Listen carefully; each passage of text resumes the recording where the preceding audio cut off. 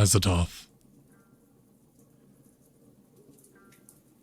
When age fell upon the world, and wonder went out of the minds of men, when grey cities reared to the smoky skies tall towers grim and ugly, in whose shadow none might dream of the sun or of spring's flowering meads, when learning stripped earth of her mantle of beauty, and poets sang no more save of twisted phantoms seen with bleared and inward-looking eyes, when these things had come to pass, and childish hopes had gone away forever, there was a man who traveled out of life on a quest into the spaces whither the world's dreams had fled.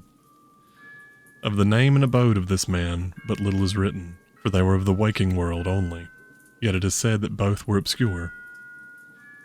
It is enough to know that he dwelt in a city of high walls where sterile twilight reigned, and that he toiled all day among shadow and turmoil, coming home at evening to a room whose one window opened not onto the fields and groves, but on a dim court whose other windows stared in dull despair. From that casement one might see only walls and windows, except sometimes when one leaned far out and peered aloft at the small stars that passed. And because mere walls and windows must soon drive to madness a man who dreams and reads too much, the dweller in that room used night after night to lean out and peer aloft to glimpse some fragment of things beyond the waking world and the greyness of tall cities. After years he began to call the slow-sailing stars by name, and to follow them in fancy when they glided regretfully out of sight, till at length his vision opened to many secret vistas whose existence no common eye suspects. And one night a mighty gulf was bridged, and the dream-haunted skies swelled down to the lonely watcher's window to merge with the close air of his room and make him a part of their fabulous wonder. There came to that room wild streams of violet midnight glittering with dust of gold, vortices of dust and fire swirling out of the ultimate spaces and heavy with perfume from worlds beyond. Opiate oceans poured there, litten by suns that the eye may never behold, and having in their whirlpools strange dolphins and sea nymphs of unrememberable depths. Noiseless infinity eddied around the dreamer and wafted him away without even touching the body that leaned stiffly from the lonely window. And for days not counted in men's calendars, the tide of far spheres bare him gently to join the dreams for which he longed, the dreams that men have lost, and in the course of many cycles they tenderly left him sleeping on the green sunrise shore, a green shore fragrant with lotus blossoms and starred by red camelotes. The History of the Necronomicon.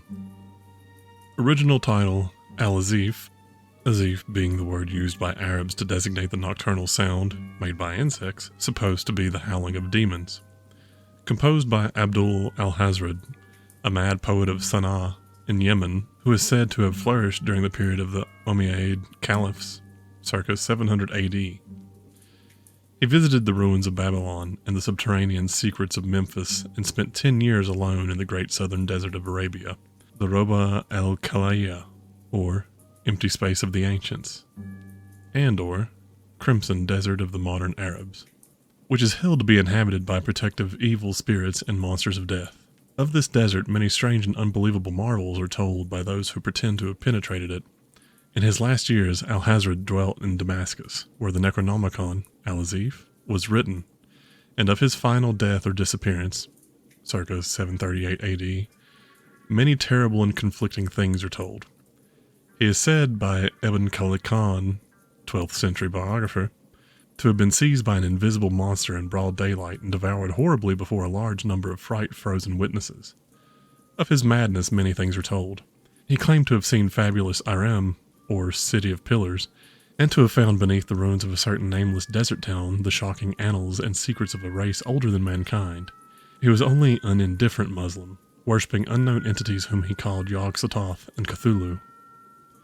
In AD 950, the Azif, which had gained a considerable though surreptitious circulation amongst the philosophers of the age, was secretly translated into Greek by Theodorus Philetus of Constantinople under the title Necronomicon. For a century it impelled certain experimenters to terrible attempts, when it was suppressed and burnt by the Patriarch Michael. After this it is only heard of furtively, but, 1228, Olaus Wormius made a Latin translation later in the Middle Ages, and the Latin text was printed twice, once in 15th century in black letter, evidently in German, and once in the 17th, probably Spanish. both editions being without identifying marks and located as to time and place by internal typographical evidence only. The work, both Latin and Greek, was banned by Pope Gregory IX in 1232, shortly after its Latin translation, which called attention to it. The Arabic original was lost as early as Wormius's time, as indicated by his prefatory note, and no sight of the Greek copy, which was printed in Italy between 1500 and 1550, has been reported since the burning of a certain Salem man's library in 1692. An English translation made by Dr. Dee was never printed, and exists only in fragments recovered from the original manuscript. Of the Latin texts now existing, one, 15th century, is known to be in the British Museum under lock and key, while another, 17th century, is in the Bibliothèque Nationale at Paris. A 17th century edition is in the Widener Library at Harvard, and in the Library of Miskatonic University at Arkham, also in the Library of the University of Buenos Aires. Numerous other copies probably exist in secret, and a 15th century one is persistently rumored to form part of a collection of a celebrated American millionaire. A still vaguer rumor credits the preservation of the 16th century Greek text in the Salem family of Pickman, but if it was so preserved, it vanished with artist R.U. Pickman, who disappeared early in 1926. The book is rigidly suppressed by the authorities in most countries, and by all branches of organized ecclesiasticism. Reading leads to terrible consequences. It was from rumors of this book, of which relatively few of the general public know, that R.W. Chambers is said to have derived the idea of his early novel, The King in Yellow. Quick chronology. Al-Azif, written circa 730 AD at Damascus by Abdul al-Hazard, translated to Greek 950 AD as Necronomicon by Theodorus Philetus. Burnt by Patriarch Michael, 1050, i.e. Greek text. Arabic text now lost. Olos translates Greek to Latin, 1228.